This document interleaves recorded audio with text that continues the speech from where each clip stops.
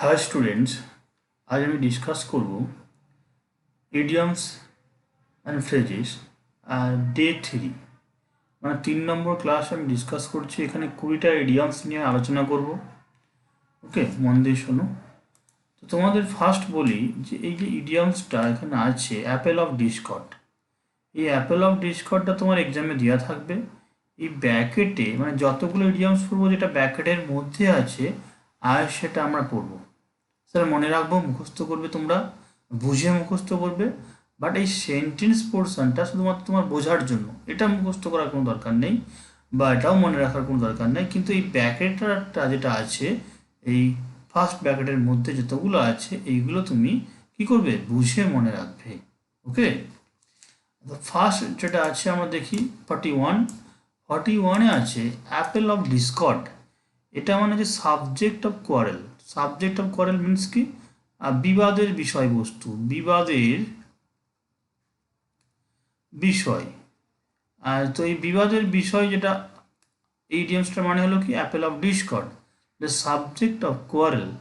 যেমন একটা উদাহরণ দেখো কি বলেছে সেন্টেন্সটা, দ্য হাউস হ্যাজ বিকাম, বাড়িটা পরিণত হয়েছে, অ্যান্ড অ্যাপেল অফ ডিসকর্ড তার মানে বিবাদের বিষয়, বিটুইন, বিবাদের বিষয়ে পরিণত হয়েছে বিটুইন টু ব্রাদার্স, দু ভাইয়ের মধ্যে। তাহলে এই সেন্টেন্সটা তোমাকে দেওয়া হয়েছে এই কারণে যাতে তুমি বুঝতে পারো অ্যাপেল অফ ডিসকর্ড বিবাদের বিষয়। ওকে,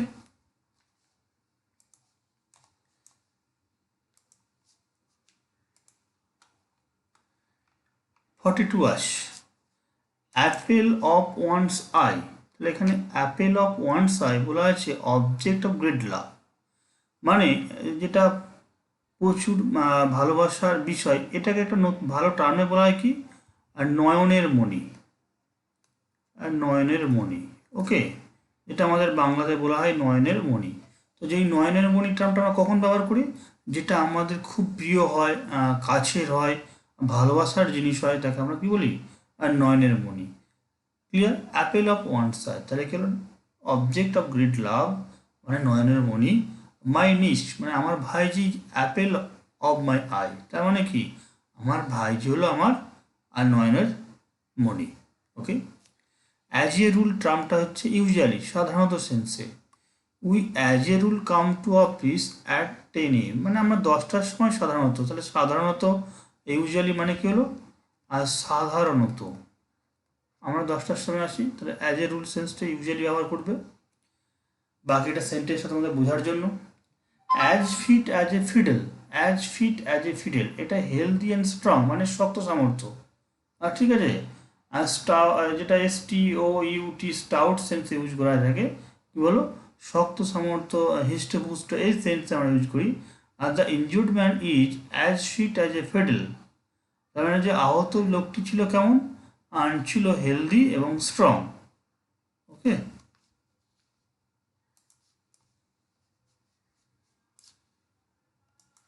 as good as one's word মানে হচ্ছে ফেথফুল টু ওয়ান সাইড, কোনো ওয়ান সাইড মানে কারো চোখে খুব বিশ্বাসী হওয়া।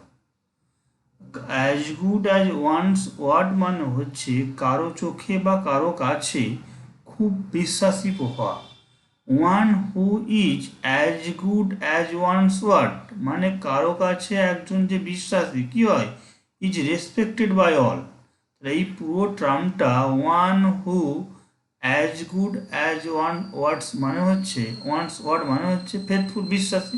তাহলে একজন যে হয় বিশ্বাসী, বিশ্বাসী, ইজ রেসপেক্টেড বাই অল সকলের কাছে কি হয়, সম্মানের যোগ্য হয়। অ্যাজ অফ নাও বলা আছে প্রেজেন্টলি মানে বর্তমানে। কি বললাম, এই প্রেজেন্টলি মানে বর্তমানে, আর বর্তমান সময়টাকে হাইলাইট করছে বর্তমানে। তাহলে as of now there is no sign of ruins মানে এখন আর বর্তমানে সেখানে কোনো ধ্বংসের চিহ্ন নেই। তাহলে এই টার্মটা যখন অ্যাজ অফ নাও দেওয়া হবে তার মানে হচ্ছে সেটা প্রেজেন্টলি মানে হচ্ছে বর্তমান। ওকে,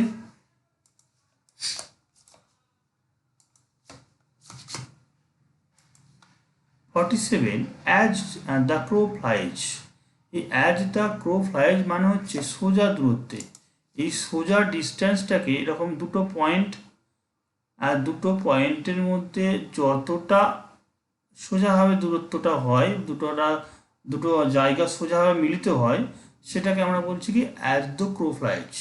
ওকে, দুটো পয়েন্টের মধ্যে কিন্তু if you take right turn from here, যদি এখান থেকে তুমি ডান দিকে বেঁকে যাও, ইউ গেট মাই হাউস, তুমি আমার বাড়িটা পাবে, অ্যাজ ক্রো ফ্লাইজ, সোজা দূরত্বে। তার মানে এইটাকে আমরা বলতেই পারি কি সোজা দূরত্বে,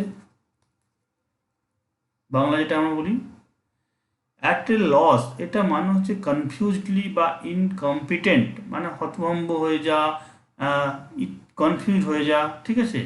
when they filed a case against him, যখন তারা একটা কেস ফাইল করেছিল তার বিরুদ্ধে, হি ওয়াজ অ্যাট এ লস, তার মানে কী হয়েছিল, হি ওয়াজ কনফিউজড, বিভ্রান্ত হয়ে গেছিল। When what to do next, এরপর কি করতে হবে। তাহলে এই কনফিউজড মানেটা হচ্ছে অ্যাট এ লস্ট, এইটুকু মনে রাখলেই হবে। বাকি সেন্টেন্সটা তোমার বোঝার জন্য, অ্যাট এ লো এভ, এই অ্যাট এ লো এভ মানে হচ্ছে ডিক্রিজিং, মানে কোনোটা রিডিউসিং বা ডিক্রিজিং সেন্সটা ইউজ করা হয়। রিডিউসিং মানে কমছে, এমন কমছে। His wealth is now at low ebb, তার সম্পত্তি কী হচ্ছে, এখন কমে কমে আসছে। ওকে, অ্যাট স্টোনস থ্রো, এটা মানে হচ্ছে ইন শর্ট ডিস্টেন্স, মানে কি একটা টার্ম আছে না বাংলায়, ঢিল ছোঁড়া দূরত্বে, ঢিল ছোঁড়া আর দূরত্বে, এই ঢিল ছোঁড়া দূরত্বে আমরা অ্যাট স্টোনস থ্রো ইউজ করব। KFC is at a short distance from my house, তার মানে কেএফসি হচ্ছে ঢিল ছোঁড়া দূরত্বে আমার বাড়ি থেকে। কোনো কিছু খুব কাছাকাছি থাকলে এই টার্মটা আমরা ইউজ করে থাকি।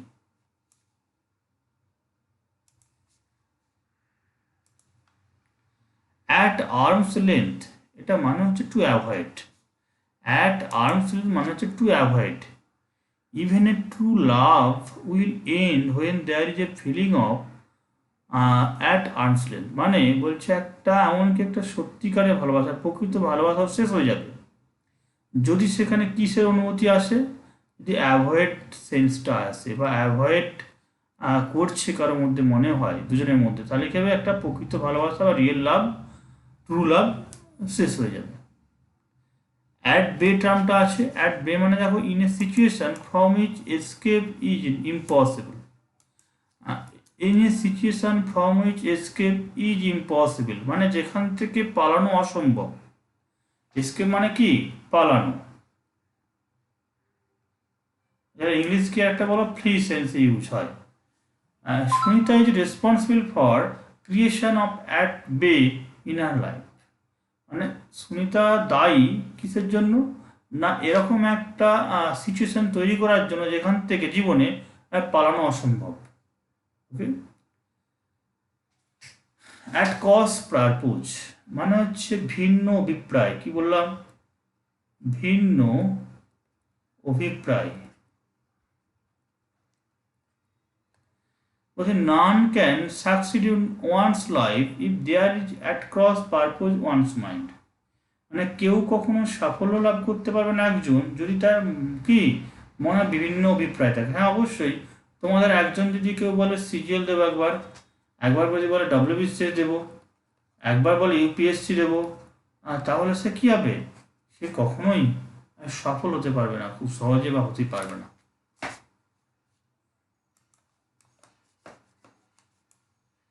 অ্যাট ডেড অফ নাইট, এই অ্যাট ডেড অফ নাইট টার্মটা কখন ব্যবহার করা হয়, in the quietest part of night, মানে নিঝুম রাত, একদম যেটা নিঝুম বা শান্ত সময়টা কখন, না রাত্রি, শান্ত সময় কখন বলো, রাত্রি। The boys and girls of mess, মানে মেসে যারা থাকে, আর do not sleep even at dead of night, মানে কি এই নিঝুম রাত বা শান্ত সময় রাতে সেটাতেও মেসের ছেলেমেয়েরা ঘুমায় না, জেগে থাকে, সব ভোরের দিকে ঘুমাতে যায় মেসের ছেলেরা বেশিরভাগ। অ্যাট ডেগার্স ড্রন কি আছে বলো, বিটার এনমিটি মানে তিক্ত শত্রুতা, তিক্ত শত্রুতা। ঠিক আছে, the Ambani brothers seems to be at daggers drawn to each other, মানে তিক্ত, জানো তোমাদের আম্বানিদের দু ভাইয়ের মধ্যে কি ঝগড়া ঝামেলা চলছে, কোর্ট পর্যন্ত চলে গেছে, তাহলে কি আছে, শত্রুতা আছে, তিক্ততা আছে।